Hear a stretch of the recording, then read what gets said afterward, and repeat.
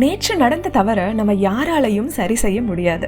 ஆனா நம்மளுடைய இன்றைய நாளை நம்மளால சிறப்பா மாற்றி அமைக்க முடியும். இந்த பதிவுல நான் சொல்ற இந்த 5 வாக்கியங்களை தினமும் நீங்க தூங்கி எழுந்தவுடன் சொல்லி பாருங்க. இதற்கான ஒரு சிறந்த மாற்றத்தை 7 நாட்கள்லயே நீங்க கண்கூட உணர்வீங்க. நான் உங்கள் லேக்காராம் பேசுறேன். தினமும் நான் போடுற ஒவ்வொரு பதிவும் உங்களுடைய வாழ்க்கையில ஏதாவது ஒரு வகையில சிறிய மாற்றத்தை ஏற்படுத்துது அப்படின்னா கண்டிப்பா லைக் பண்ணுங்க, உங்களுடைய மற்ற நண்பர்களுக்கும் ஷேர் பண்ணுங்க அண்ட் மறக்காம சப்ஸ்கிரைப் பண்ணுங்க. சரி, வாங்க நண்பர்களே, இன்றைக்கான பதிவுக்குள்ள போகலாம். தினமும் தூங்கி எழுந்தவுடன் நம்ம சொல்ல வேண்டிய முதல் வாக்கியம் நான் சிறந்தவன். என்னைக்காவது நான் சிறந்தவன் இந்த வாக்கியத்தை இதற்கு முன்னாடி சொல்லியிருக்கீங்களா? ஏன்னா நம்மள நிறைய பேருக்கு நம்ம சிறந்தவர்களாகவே உணர்ந்தாலும் அதை சொல்லுவதற்கான தைரியம் நம்ம கிட்ட இல்லை. உங்களுடைய தனிப்பட்ட வழியில நீங்கள் மட்டும்தான் சிறந்தவர். இதுக்கப்புறம் தினமும் உங்க நாளை தொடங்குவதற்கு முன்னாடி நான் சிறந்தவன் இந்த வாக்கியத்தை சொல்லிட்டு ஆரம்பிங்க. நீங்க அடுத்ததா சொல்ல வேண்டிய வாக்கியம் என்னால் முடியும்.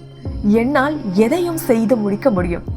ஒரு உதாரணத்துக்கு, உங்களுக்கு ஒரு 5 வருஷத்துல ஒரு பெரிய கோடீஸ்வரர் ஆகணும், இல்லை உங்களுடைய ஆஃபீஸில் ஒரு CEO பதவி அடையணும், அந்த மாதிரி ஏதாவது ட்ரீம் இருக்கலாம்.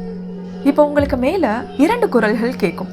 ஒரு குரல் இதெல்லாம் வெறும் கனவு மட்டும்தான், இதெல்லாம் உன்னுடைய தகுதிக்கு மீறினது அப்படின்னு உரக்க சொல்லிக்கிட்டே இருக்கும். இன்னொரு குரல் உங்க லட்சியத்தை அடைவதற்கான எல்லா தகுதிகளும் உங்களுக்கு இருக்கு அப்படின்னு ரொம்பவும் மெதுவாக தயங்கி ஒரு குரல் கேட்டுக்கிட்டே இருக்கும்.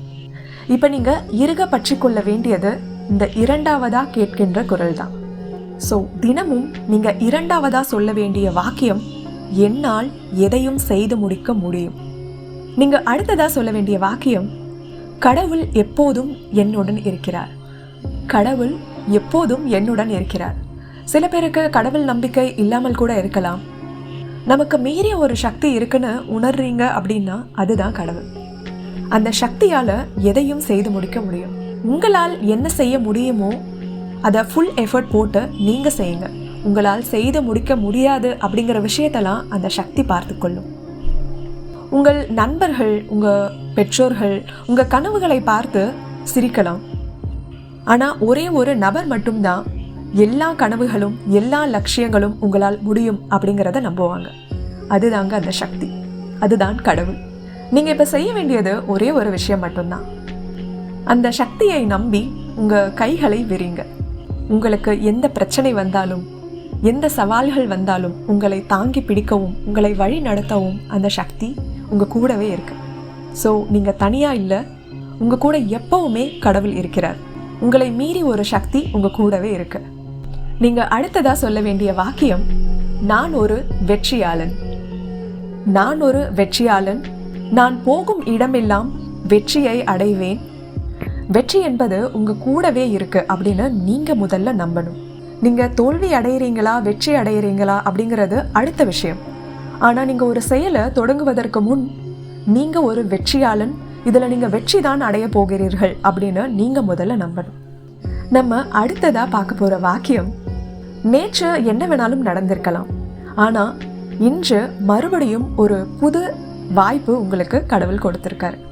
இன்றைய நாள் என்னுடைய நாள். இதுதான் நீங்க அடுத்ததா சொல்ல வேண்டிய வாக்கியம். இன்று என்னுடைய நாள். நேற்று வரைக்கும் என்ன நடந்ததோ அதை அப்படியே எரேஸ் பண்ணிடுங்க. இன்றைய நாளை புத்தம் புது பொலிவோட ஆரம்பிங்க. இன்னும் உங்க வாழ்க்கையோட சிறந்த நாட்களை நீங்க இன்னும் பார்க்கவே இல்லை. அதற்காக காத்திருங்க.